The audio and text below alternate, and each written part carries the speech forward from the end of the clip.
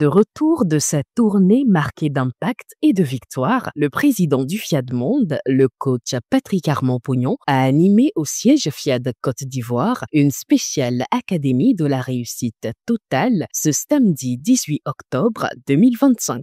Nous allons passer une très belle soirée avec beaucoup d'ambiance et de joie. Tout est fait pour que ce soit ainsi. L'ouverture de cette soirée a été faite avec des hommages rendus à la nation ivoirienne et au FIAD Monde, successivement conduits par le coach Natacha Diomondé et l'ambassadeur Blandine Okoma. Salut aux terres d'espérance, pays de l'hospitalité.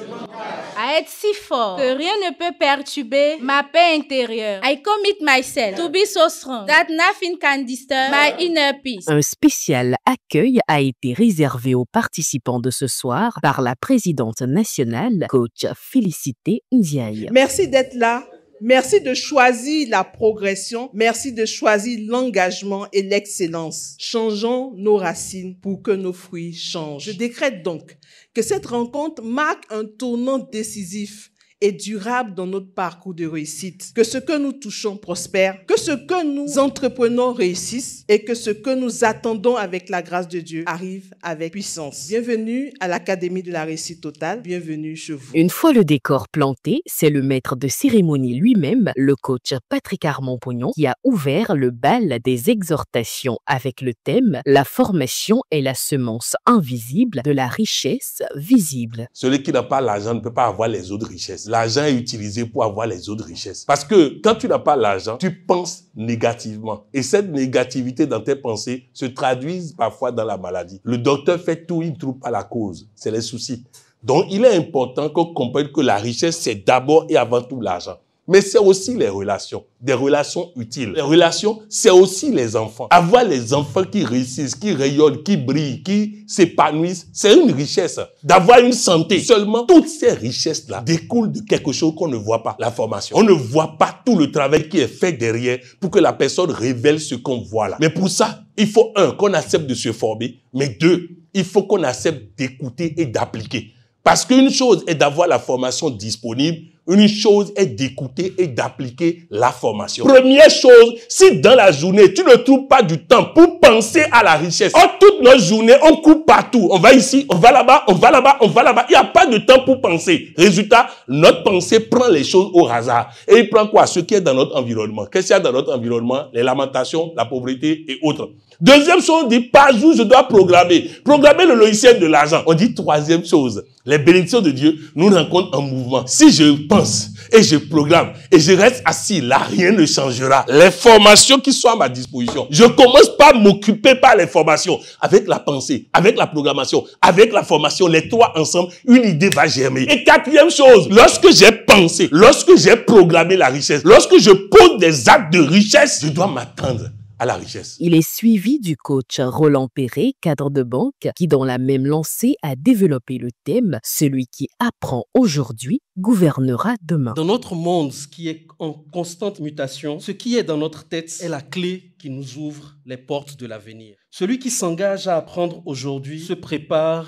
réellement à diriger sa vie demain, mais aussi à influencer celle de ceux qui ne s'y sont pas préparés. C'est ça qu'on appelle gouverner. Oui, maîtriser ce qui entre dans ta tête aujourd'hui, c'est lui donner les guides, les techniques et les codes secrets de ce qui va se passer demain dans ta vie et en même temps dans les minutes qui suivent. C'est-à-dire que ta formation n'est pas pour demain simplement, mais c'est déjà à partir d'aujourd'hui. C'est avoir les moyens de ne plus subir ton monde, mais de le diriger avec conviction depuis ton fort intérieur. Aujourd'hui, apprendre n'est pas une option. C'est planter en soi une semence invisible qui produit une richesse visible. Visible mais multidimensionnelle. Et c'est cette richesse qui est le socle qui permet de gouverner. gouverner. La troisième intervention qui a pour titre « Le biais cognitif, l'ennemi invisible du bonheur conjugal » a été assurée par le coach Justine Zeba Nyonghyori, fonctionnaire. Le biais cognitif, c'est l'illusion subtile qui nous fait croire que nous sommes logiques, alors que souvent, nous ne faisons que justifier nos émotions, nos expériences, nos croyances, nos certitudes. La pensée erronée qui peut nuire à l'harmonie conjugale en modifiant la perception de la réalité et en créant des malentendus et conflits. Parmi les biais courants, on trouve le biais de confirmation, où l'on se voit que ce qui confirme nos croyances. On a tendance à ignorer les points positifs et à ne voir que les défauts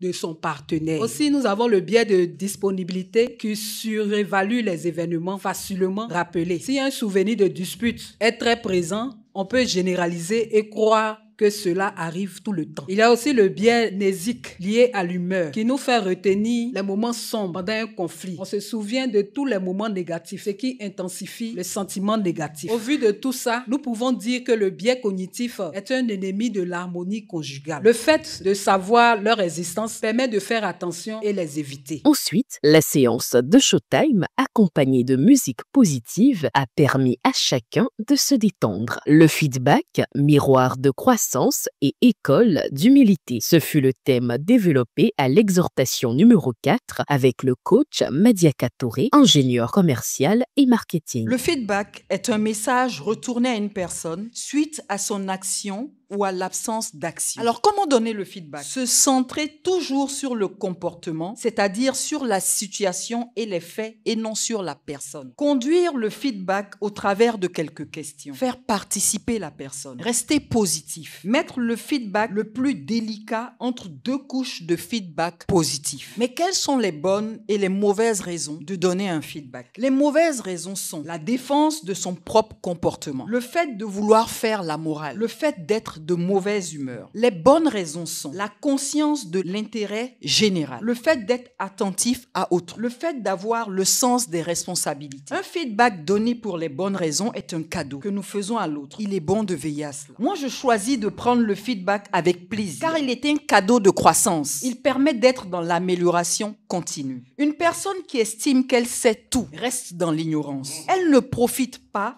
du miroir qu'offrent les autres avec leur feedback. Elle qualifie le feedback de critique et y voit de la négativité. Demander régulièrement des feedbacks nous enrichit, car ils sont de véritables cadeaux de transformation. Je vous invite à user et abuser de cet outil encore et encore. Puis, le coach Yoman Pascal Aka, kinésithérapeute, a invité chacun dans son appel à contribution à donner en signe de gratitude. Nous contribuons pour faire notre santé, pour protéger nos investissements, pour protéger nos enfants, pour protéger nos familles, pour éviter les situations inconfortables. S'aimer dans la vie des autres revient à activer les circonstances invincibles de l'abondance. Ça va dire merci pour avoir plus. Le remerciement est une clé de multiplication.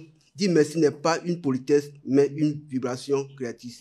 Chaque fois que nous sortons un billet pour faire un achat, une contribution, une offrande, parlons sur ce billet et donnons de l'ordre à cet argent. Car il est notre serviteur et nous sommes son maître. L'atelier de programmation, composé du logiciel de restauration et de réussite intégrale, suivi du logiciel de l'argent, a été dirigé par les coachs Yao Kofijak, responsable des énergies renouvelables, et Béatrice Teki, chef d'une entreprise d'interprétariat. Je renonce à ma nature humaine et à ses conditions charnelles. Je proclame mon état divin. Je proclame mon état divin. L'argent n'est pas ma source. Aucune personne, aucun endroit, aucune condition n'est ma source. Pour boucler cette soirée, les privilégiés ont pris part à un copieux dîner agrémenté de délicieux mets esquis dignes des princes et princesses qu'ils sont. J'aime beaucoup l'ambiance. Là, je me suis amusée, on a dansé, on a proclamé et puis autres. Bon, c'était ma première fois, quoi. Et ce qui m'a le plus marqué, c'est le message, ce qu'on dit. Voilà, il faut dire que ce qu'on dit, ça agit réellement. Et donc, il faut prononcer des paroles positives au quotidien. Laisser les paroles négatives parce que la parole, ça agit vraiment. J'ai énormément apprécié le thème sur le feedback, ça m'a énormément impacté. Également, le thème sur le biais cognitif. Je pense qu'au sortir de cette séance-là, je vais absolument essayer de beaucoup me documenter sur ces deux thèmes-là. La rencontre de ce jour n'a pas été simplement une rencontre de plus, mais un moment fort de transformation intérieure pour chacun des participants. Rendez-vous à la prochaine séance.